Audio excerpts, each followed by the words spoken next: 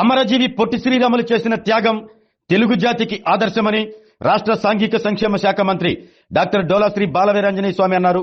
అమరజీవి పొట్టి శ్రీరాములు 125వ జయంతి సందర్భంగా నగరంలోని CBN reading room సెంటర్లో గల పొట్టి శ్రీరాములు విగ్రహానికి ఒంగోలు శాసనసభ్యులు దామచర్ల జనార్దన్ రావు, జిల్లా కలెక్టర్ రాజాబాబు, సంయుక్త కలెక్టర్ కల్పన కుమారి, నగర mayor Gangada Sujatha, tourism corporation chairman Nukasani Balaji, Ongole urban development authority chairman Shaik Riyaz, గ్రంథాలయ సంస్థ చైర్మన్ సుచిత్ర వీరయ్య చౌదరితో కలిసి మంత్రి బాలవీరాంజనేయ స్వామి పూలమాలలు వేసి నివాళులర్పించారు.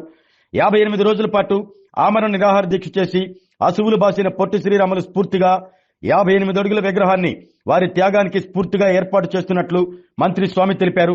వారి త్యాగాల ఫలితంగానే దేశంలో భాషా ప్రయుక్త రాష్ట్రాల ఏర్పాటు జరిగిందని, అందులో భాగంగానే ఆంధ్రప్రదేశ్ రాష్ట్రం ఏర్పడిందని తెలిపారు. స్వాతంత్ర పోరాటంలో ప్రముఖ పాత్ర పోషించారు అంటూ గుర్తు చేశారు.